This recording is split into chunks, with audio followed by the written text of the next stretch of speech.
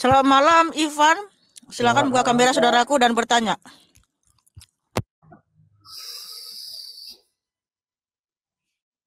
Selamat malam, Kak.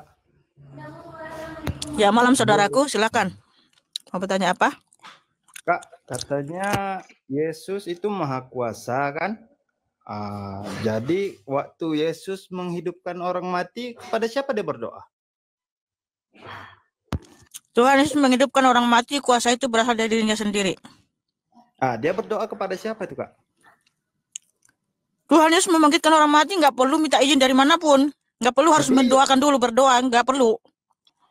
Tapi ku lihat-lihat di video-videonya, dia berdoa, dijelas-jelasin. Dia berdoa.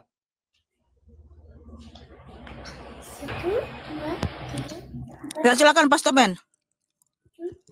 Iya, jadi Tuhan Yesus, ya, tadi pertanyaannya apa tadi? Sorry. Yesus berdoa kepada siapa waktu menghidupkan orang mati? Oke, jadi kamu harus tahu bahwa ketika Yesus hadir di bumi ini, dia adalah Yod He Vav sendiri, adalah Tuhan sendiri yang berkenosis dalam rupa daging, ya. Jadi dia hadir, dia tidak membawa semua atribut kealahannya. Jadi ketika dia berdoa kepada siapa, dia berdoa kepada dirinya sendiri, kepada kuasa atau roh yang ada di dalam dirinya itu sendiri. Jadi dia tidak berdoa kepada siapa-siapa. Silakan, karena buat kami Yesus satu-satunya Tuhan, tidak ada yang lain. Bapak loh waktu berdoa, menyebutkan Bapak. Ya. Dan berpasrah diri. Aku jawab. Oke. Jadi ketika Yesus hadir di bumi ini, ya, sebelum dia berkenosis, namanya gelarnya dia Bapak. Ketika dia berkenosis di bumi ini, gelarnya dia anak. Dia juga itu, ya. Dia berdoa kepada dirinya sendiri karena tidak ada lagi yang lebih tinggi dari dirinya sendiri. Silakan.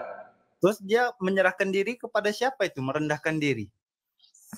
Ya, jadi gini, ketika dia hadir di bumi ini ya, untuk memberikan paham kalau dia itu 100% manusia, kan? Waktu dia berkenosis ke dunia. Jadi kenapa dia harus gimana ya bilangnya ya? Kenapa begini biar saya jelaskan ke kamu. Ketika hadir dia berkenosis ke bumi, misi yang pertama yang dia lakukan adalah misi penyelamatan. Karena tidak ada manusia yang bisa selamat dengan usaha sendiri. Yang kedua, misi Maha Guru. Dia hadir di bumi ini memberikan teladan kepada pengikutnya, kepada umatnya. Kalau guru-guru di dunia ini berkata, lakukan apa yang aku katakan, tapi Yesus berkata, lakukan apa yang aku katakan. Dia berdoa, sebenarnya dia sedang memberikan teladan bagaimana kita harus berdoa. Dia mengasihi orang, memberikan teladan buat kita bagaimana kita mengasihi orang. Dan di dalam aksi sosial lainnya, bagaimana dia memberikan teladan bagi kita, bagaimana untuk mengasihi musuh, mencintai semua orang, baik yang mengasihi dia maupun yang tidak mengasihi dia. Silakan. Apalagi maksudnya? Itu tadi yang tadi. Terus ya kan waktu disalib, kata aku dengar ceramahnya, katanya Yesus merasakan sakit. Sewaktu hidup di dunia Yesus merasakan lapar. Padahal dia kan Tuhan. Sedangkan malaikat aja kalau turun-turun pasti nggak bakal merasa lapar, sakit atau apa kan? Kenapa Yesus harus merasakan sakit itu? Oke, jadi begini Brudar. Jadi kehadiran Yesus di bumi untuk turut merasakan perasaan manusia yang dia ciptakan. Jadi ingat, manusia diciptakan menurut gambar dan rupanya. Semua perasaan itu ada dimiliki Yesus. Tapi ingat, ketika Yesus hadir di bumi ini, tubuhnya tidak sama dengan tubuh kita, darahnya tidak sama dengan darah kita. Tetapi perasaan itu ada nggak dia rasakan? Ada, ya. Jadi dia merasakan di dalam kitab Ibrani dikatakan imam besar yang kita miliki adalah yang turut merasakan kelemahan-kelemahan kita, tetapi dia tidak berdosa. Begitu brother. Jadi dia hadir di bumi ini memang untuk sembari suri teladan buat kita, untuk bagaimana kita hidup, untuk bagaimana kita harus jadi kalau kamu tanya tadi ya, dia Tuhan kok bisa lapar, kok bisa lemah. Memang di dalam Ibrani pasal 2 ayat 7, dalam waktu yang singkat dia dibuat lebih rendah daripada malaikat. Jadi hierarkinya Tuhan malaikat, maaf, Tuhan, malaikat, manusia, dan para iblis. Jadi pada saat itu dia dibuat lebih rendah daripada malaikat. Sama halnya, mirip seperti kita manusia, tapi dia tidak manusia seperti kita. Ya, oke, silakan. Manusia lagi. Kenapa dia harus merendahkan Selamat bergabung, Andre. Dari posisinya ke lebih rendah dari malaikat? Berarti kan dia harus menghormati malaikat juga, padahal dia Tuhan loh di dunia nih. Di dunia nih dia Tuhan. Berarti dia harus menghormati malaikat juga. Sebentar. Perhatikan, ketika dia merendahkan dirinya, mengosongkan diri. Sebentar, brother. Ya. Maksudnya lebih rendah tuh bukan karena derajatnya ya. Lebih rendah. Ya. Minyak didekatin ke mulut Koko Andre. Biar lebih tegas. Ini aku jelaskan. Jadi ketika dia hadir di bumi ini, membuat dirinya lebih rendah dari malaikat, sisi keilahiannya, kealahannya tidak hilang. Dia tetap adalah Yod He Pape itu sendiri, tetapi dia membatasi. Dia tidak membawa semua atributnya, dia tidak membawa reputasinya. Kalau dia bawa, semua dunia ini hancur, meledak. Apalagi rahim ciptaannya Maria itu, ya. Tapi ingat, Maria nanti menyembah Tuhan Yesus dalam Matius 28 ayat 9 sampai 10. Ya, dia harus datang. Jadi Tuhan kami bukan hanya Tuhan yang maha wow, yang maha hebat, yang maha luar biasa, tapi Tuhan kami bahkan bisa yang mengosongkan dirinya. Ketika dia mengosongkan diri, bukan dia menjadi tidak Allah, dia tetap Tuhan itu. Tuhan itu tidak on off, dia tetap adalah Tuhan, tapi yang membatasi dirinya. Silakan Andre, kalau yang mau ditambahkan. Saya tambahkan ya, bicara tentang lebih rendah itu bukan derajatnya ya, tetapi keberadaan dia yang ada di bumi ini. Di Kisah Para Rasul waktu Paulus naik ke langit ketiga, ya. Kalau di dalam Alkitab itu diterjemahkan bahwa langit ketiga itu Hasamayim, ya.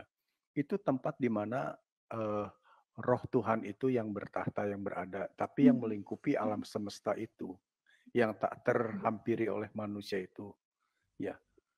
Langit ketiga dan langit kedua itu adalah tempat tinggalnya para roh-roh malaikat dan juga roh-roh jahat, roh-roh di udara, itu dijelaskan di Alkitab. Dan di bumi ini adalah tempat kita berpijak, adalah alam manusia itu. Makanya dikatakan lebih rendah itu karena posisi keberadaannya ada di bumi. Ya. Jadi bicara lebih rendah tuh posisi tempat alamnya itu. Jadi alam malaikat itu ada di langit kedua, sedangkan Yesus harus berada di bumi ini. Yang lebih rendah tuh itu maksudnya, bukan derajat oh Yesus hilang kealahannya, enggak, kealahannya tetap ada. Berarti Allah Bapa itu terbagi dua gitu. Jadi Allah di langit ada, Allah manusia, si Yesus itu ada di, berarti ada dua Allah gitu. Enggak, atau terbagi dua Allahnya? Enggak terbagi dua. Jadi waktu Allah yang eksistensinya roh itu memperlihatkan dirinya di dalam wujud daging itu, rohnya tetap melingkupi seluruh alam semesta ini, bukan jadi ada dua Tuhan, tetap satu Tuhan. Dikasih contoh ya di Ulangan 34 ayat 5 dan 6. Bisa tolong buka enggak? Enggak, sebentar, saya kasih contoh. Bisa tolong. Ulangan berapa? 34 ayat 5 dan 6. Ulangan 34 ayat 5 dan 6 ya. Oke, saya baca dulu ya. Lalu matilah Musa hamba Tuhan itu di sana di tanah Moab sesuai dengan firman Tuhan. Jadi yang mana? Keluaran 34. Keluaran 34 ayat 5 dan 6. Keluaran 34 ayat 5 dan 6. Ya. Berjalanlah Tuhan lewat dari depannya dan berseru. Oke, ulang. Dari atas saja, ayat 5 ya. Ya. Turunlah Tuhan dalam awan. Lalu berdiri di sana dekat Musa serta menyerukan nama Tuhan. Berjalanlah Tuhan lewat dari depannya dan berseru, Tuhan, Tuhan, Allah penyayang dan pengasih, panjang sabar berlimpah kasih-Nya dan setia-Nya, yang meneguhkan kasih setia-Nya kepada beribu-ribu orang, yang mengampuni kesalahan, pelanggaran dan dosa, tetapi tidaklah sekali-sekali membebaskan orang yang bersalah dari hukuman, yang membalaskan kesalahan bapa kepada anak-anaknya dan cucunya, kepada keturunan yang ketiga dan keempat. Jadi di sini Tuhan berbicara dengan Tuhan. Ya. Tuhan yang di bumi berbicara kepada Tuhan yang di langit. Itu Tuhan yang ada di bumi berbicara kepada Tuhan yang ada di langit. Itu Tuhan Musa itu. Berarti kan ada dua. Bukan berarti Tuhannya dua, tetap itu Yod-Heh-Vah-Veh, YHWH yang di bumi berseru kepada Tuhan yang itu, waktu itu Tuhan yang di bumi itu dalam tiang awan dan tiang api berseru kepada. Jadi terbagi dua. YHWH.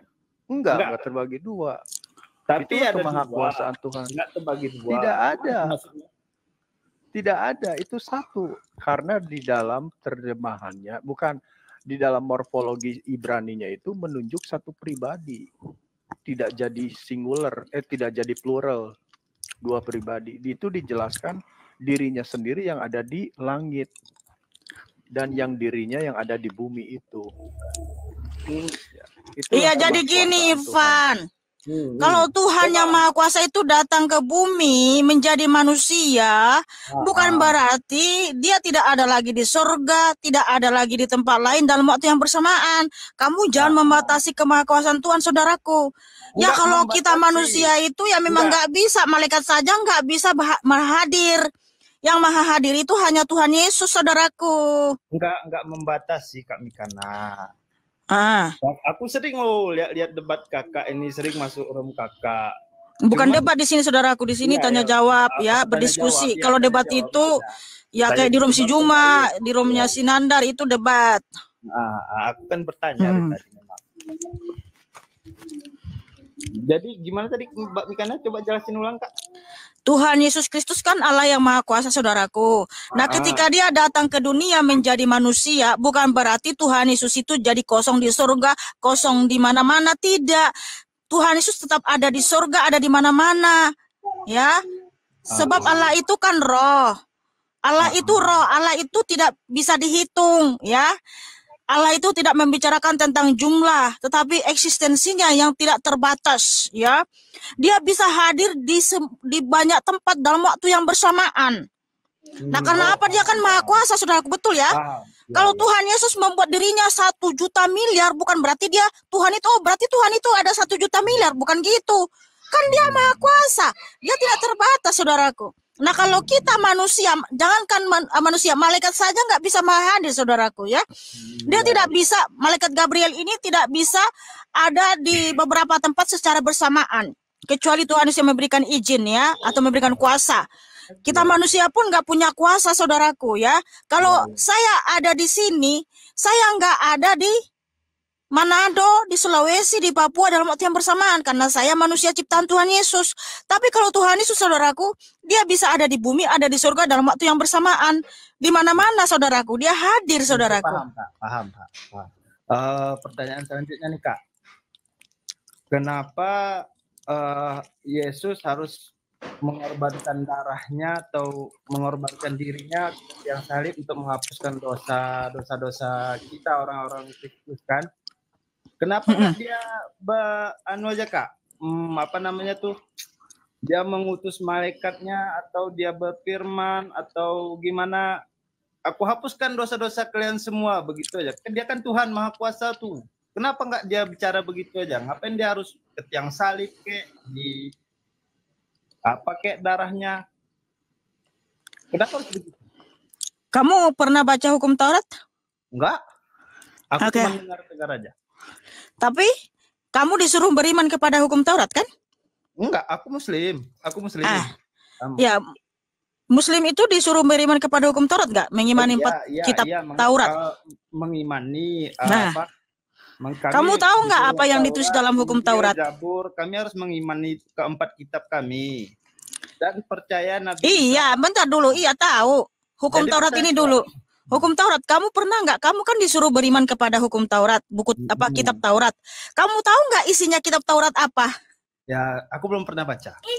Nah, saya kasih tahu sama kamu. Kakak jelasin. Makanya saya nggak tahu juga sih mana kitab yang kalian iman itu, nggak tahu juga ya. Tapi kalau kitab Taurat yang ditulis oleh Nabi Musa, di sana menuliskan tentang penebusan dosa atau pengampunan dosa itu harus melalui darah.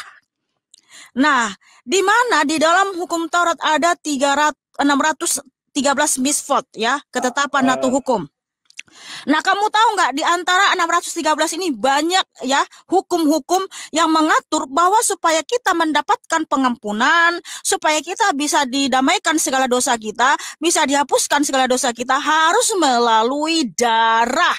Tapi di Taurat kan darahnya darah hewan. Kenapa di Kristus harus Kristus itu sendiri mengorbankan darah? Nah, itu dia. Kenapa dia bicara aja, aku udah hapuskan dosa kalian semua wahai umat-umatku, katanya. Nah, itu dia saudaraku. Jadi sebelum Tuhan Yesus memberikan darahnya di atas kayu salib, Tuhan Yesus Kristus itu memberikan kita ya pengajaran, yaitu juga model, ya modelnya itu adalah kambing domba ya, lembu sapi, supaya ketika Mesias itu memberikan darahnya, kita nggak bingung. Jadi diberikan pengajaran nih ya, lakukanlah seperti ini, lakukanlah seperti ini ya. Nah, saya baca dulu di Imamat 7 ya. Inilah hukum tentang korban penebus salah. Korban itu ialah persembahan Maha Kudus. Di tempat orang menyembelih korban bakaran, disitulah harus disembelih korban penebus salah, dan darahnya harus disiramkan pada mezbah itu sekelilingnya ya.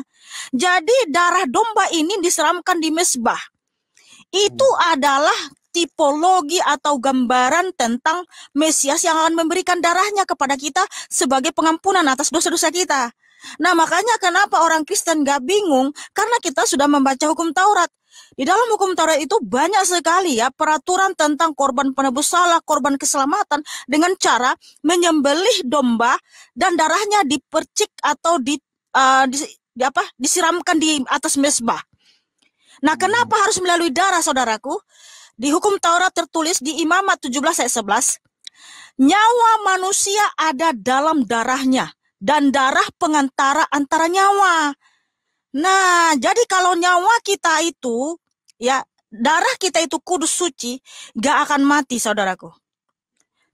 Tetapi ketika, ini mana ya, saya tunjukin dulu mana yang ada itu kepala anjing ya, disuntik darah, dia jadi hidup. Ya. Bahwa artinya nyawa kita itu ada di dalam darah kita. Siapa yang tadi ngasih itu ke aku ya? Oh, ini nih. Oke, saya tunjukin ya, saudaraku ya. Oh, di Instagram. Ini. Bahwa nyawa kita itu ada dalam nyawa kita itu adalah darah kita ya. Nah, ini ada eksperimen tentang kepala anjing. Ini aku tunjukin dulu ya.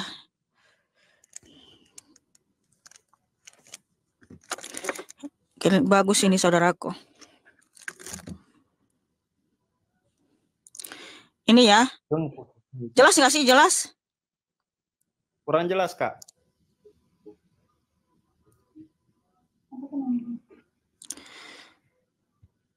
Oh, begini jelas, agak jelas. Agak jelas, Kak. Agak jelas.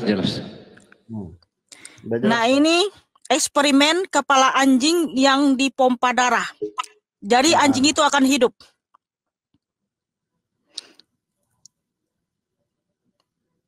Itu hidup ada rohnya, Kak? Coba aja lihatlah dulu. Nah, ini kan dipompa darah dia kan? Itu hanya kepalanya loh. Kepala anjing doang. Nah, dipompa darah ya. Itu anjingnya nanti hidup. Itu eksperimen. Kita lihat ya, kita saksikan bahwa darah itu adalah nyawa kita. Nah, anjingnya hidup kan tuh? Oh, ya. Iya, Kak. Ya, anjingnya hidup karena ada dipompa darah masuk ke atas kepalanya ya, ke dalam tubuhnya, padahal cuma tinggal kepala ini. Nah, inilah maknanya, artinya bahwa memang nyawa kita itu ada dalam darah ya. Jadi gini saudaraku, kalau darah kita itu suci, nggak berdosa, kita nggak akan mati. Kita akan hidup selama-lamanya ya. Tapi kenapa ya? Kenapa Adam dan Hawa mati? Karena darahnya sudah berdosa. Darahnya sudah terkutuk. Nah, makanya bentar. Jadi Tuhan Yesus memberikan darahnya bagi kita supaya kita hidup. Kan darah kita itu sudah kotor, sudah mati ya. Karena nyawa kita ada dalam darah kita, Tuhan Yesus datang memberikan darahnya bagi kita supaya kita hidup. Nah, makanya Yesus menyatakan ya di Matius 26:28, inilah darahku yang ditumpahkan bagi banyak orang untuk pengampunan dosa. Itu tadi bukan film kartun, itu eksperimen, saudaraku. Iya, eksperimen. Terus kan kakak bilang kekal abadi, nggak bakalan mati. Tapi imam-imam besar tuh kenapa mati? Imam-imam besar, pastor-pastor kan udah suci itu pasti. Kenapa mati? Loh. Soal kematian. Ya silakan, Pas. Tapi dekatkan ke mulut itunya. Ya, gini. Biar jelas. Ya, gini Bang Yang keras Irfan. sedikit. Ya, segini jelas nggak? Ya, jelas. Jelas ya. Jadi di dalam iman Kristen itu ada dua konsep kematian, ya. Konsep kematian rohani dan konsep kematian jasmani, ya. Konsep kematian rohani yang pertama itu terjadi ketika Adam jatuh dalam dosa. Artinya kematian rohani itu manusia itu terpisah dari Tuhan Allah, ya.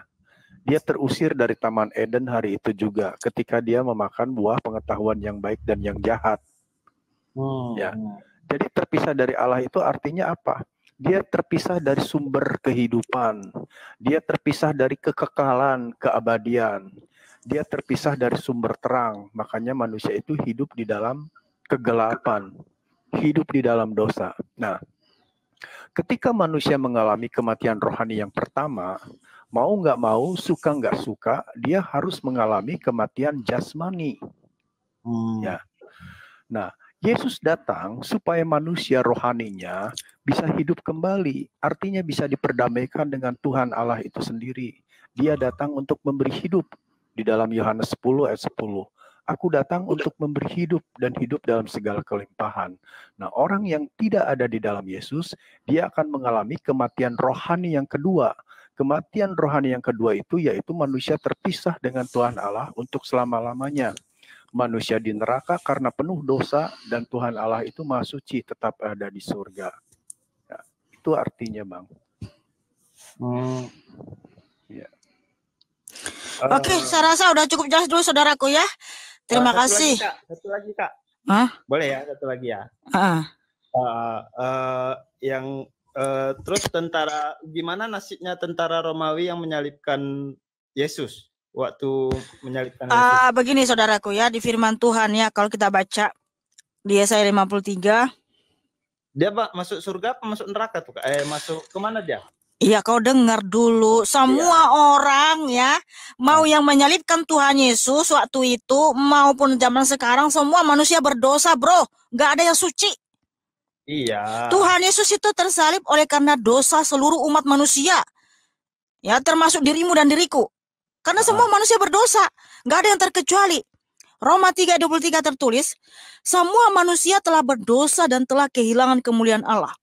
Nah, walaupun saya hidup di zaman sekarang, tapi saya juga ikut menyalibkan Tuhan Yesus. Kenapa? Saya manusia berdosa.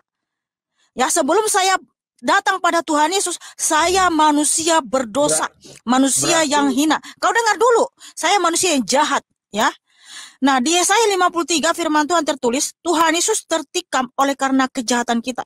Tuhan Yesus ya dicambuk, disalibkan oleh karena pemberontakan kita. Ganjaran yang mendatangkan keselamatan ditimpakan kepadanya dan oleh bilur-bilurnya kita disembuhkan ya, diselamatkan. Jadi gini, dengar dulu. Kau kan bertanya bagaimana nasibnya. Nggak usah kau tanya nasibnya. Nasibmu aja, gimana nasibmu kan gitu. Ya. Nasibku alhamdulillah. Ingat, dengar dulu, dengar. Ya kau dengar. Ya. Makanya semua manusia itu berdosa, saudaraku. Semua manusia itu melakukan kesalahan. Jadi yang menyalibkan Tuhan Yesus bukan hanya tentara Romawi, bukan orang Yahudi saja. Kenapa? Seluruh umat manusia. Justru Tuhan Yesus datang dari surga karena semua manusia sudah berdosa. Semua sudah berdosa, saudaraku. Karena tidak ada lagi yang suci. Makanya Tuhan Yesus datang dari surga dan dia tersalib oleh karena dosa seluruh umat manusia. Nah, lalu apa yang harus kita lakukan? Bertobat. Makanya waktu itu tentara Romawi yang menyalibkan Tuhan Yesus ada yang bertobat. dia percaya bahwa Tuhan adalah sang juru selamat, dia selamat. Tetapi kalau tidak bertobat, mau siapapun dia akan mati binasa. Bertobat, datang pada Tuhan Yesus dan mengucap syukur. Katakan, Tuhan Yesus, terima kasih atas pengorbananmu di atas kayu salib. Oleh karena pengorbananmu saya selamat. Saya diberikan hidup kekal. Saya bisa masuk surga oleh karena darahmu yang suci. Itu yang kita ucapkan, berterima kasih. Berarti iblis pun masuk surga lah, Kak, ya? Kan iblis yang mempengaruhi tentara Romawi sama imam-imam besar untuk menyalibkan Yesus. Berarti kan iblis pun masuk surga. Kamu tahu nggak, iblis itu kekal dalam dosanya. Malaikat yang jatuh itu kekal dalam dosanya. Makanya Tuhan Yesus menciptakan neraka esensinya untuk malaikat yang jatuh dan antek-anteknya. Nah, kamu tahu kenapa malaikat itu ketika jatuh dalam dosa tidak mendapat pengampunan? Karena mereka adalah makhluk immortal, makhluk roh. Nah, ketika mereka jatuh dalam dosa, kekal selamanya dalam dosanya, tidak ada pengampunan. Nah, kenapa manusia ketika jatuh dalam dosa di Taman Eden kita mendapat pengampunan? Tuhan harus merancang keselamatan bagi kita. Karena apa? Yang pertama, manusia diciptakan menurut gambar dan rupa Tuhan Yesus Kristus, ya. Kejadian 1 ayat 26 sampai 28. Yang kedua, yang menyebabkan manusia jatuh dalam dosa adalah iblis, ya, dihasut, gitu. Jadi itu alasannya. Nah, mau sebaik apapun, ya, mau ke apapun ini iblis, dia nggak akan dapat pengampunan, saudaraku. Makanya iblis itu berusaha mempengaruhi. Ya udah, kalau kasihan kamu pergi aja bersama dia ke neraka. Iya, kasihan juga soalnya dia mempengaruhi kan tentara Romawi, imam-imam besar. Kok kau kasihan sama iblis?